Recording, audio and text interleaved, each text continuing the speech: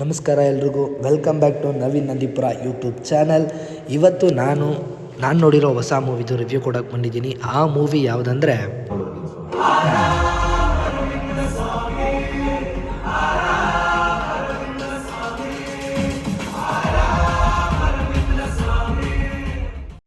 ಯಾವ ಮೂವಿ ಅಂತ ನಿಮ್ಮೆಲ್ರಿಗೂ ಗೊತ್ತಾಯಿತು ಅನ್ಕೋತೀನಿ. ಈ ಮೂವಿನ ನೋಡೋದಕ್ಕೆ ನಾನು ಹೋಗಿದ್ದು PVRಗೆ.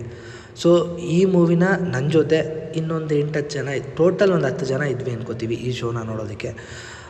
ಸಿನಿಮಾ ನಾನು ರೇಟಿಂಗ್ ನೋಡ್ಕೊಂಡೆ ಹೋಗಿದ್ದೀನಿ, 9.5 ಇತ್ತು ಬುಕ್ ಮೈ ಶೋ ಅಲ್ಲಿ. ಸೊ ಅಲ್ಲಿ ಹೋದ್ಮೇಲೆ ಅನ್ನಿಸ್ತು, ಫಸ್ಟ್ ಹಾಫ್ ನೋಡಿದಾಗ ನನಗನ್ಸಿದ್ದು ಏನಕ್ಕೆ ಇಷ್ಟೊಂದು ರೇಟಿಂಗ್ ಇದೆ ಇದಕ್ಕೆ ಅಂತ.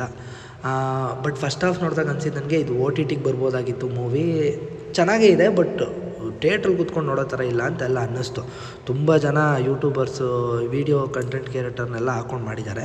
ಬಟ್ ಸೆಕೆಂಡ್ ಹಾಫಲ್ಲಿ ಇತ್ತು ಎಮೋಷನ್ನು ನೆಕ್ಸ್ಟ್ ಲೆವೆಲ್ ಇತ್ತು.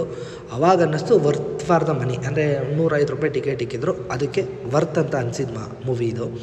ಅದಾದಮೇಲೆ ಏನಂದರೆ ಇನ್ನು PVRಲ್ಲಿ ಆ್ಯಕ್ಚುಲಿ ಫಸ್ಟ್ ಹಾಫ್ ಸ್ವಲ್ಪ ಬೋರ್ ಅನ್ನೋದಕ್ಕೆ ಏನು ರೀಸನ್ ಅಂದರೆ PVR ಅವರೇ 20 ನಿಮಿಷ ಅಡ್ವರ್ಟೈಸ್ ಕೊಡ್ತಾ ಇರ್ತಾರೆ ಗುರು. ಯಾರು ಗುರು ನೋಡ್ತಾರೆ ಅದನ್ನು?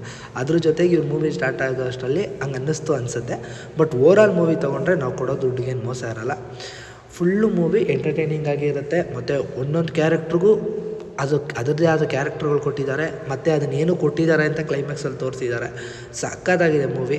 ಯಾರಾದರೂ ಫ್ರೀ ಇದ್ದರೆ 100% ಆ ಮೂವಿಗೆ ಹೋಗಿ ಕಣ್ಣು ಮುಚ್ಕೊಂಡು ಆ ಮೂವಿನ ಇಡೀ ಮೂವಿ ಕುತ್ಕೊಂಡು ನೋಡ್ಬೋದು. ಎಂಟರ್ಟೈನ್ಮೆಂಟಾಗೇ ಇರುತ್ತೆ. ನಿಮಗೆಲ್ಲೂ ಏನೋ ಅಯ್ಯೋ ಯಾಕೆ ಬಂದ್ವಿ ಅಂತೆಲ್ಲ ಏನು ಫೀಲ್ ಆಗೋಲ್ಲ. ಆರಾಮಾಗಿ ಕುತ್ಕೊಂಡು ಮೂವಿ ನೋಡ್ಬೋದು.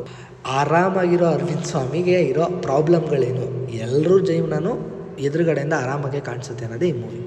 ಮತ್ತೆ ಇನ್ನು ಮುಂದೆ ಸ್ವಯಂ ಘೋಷಣೆ ಮಾಡ್ತಿದ್ದೀನಿ,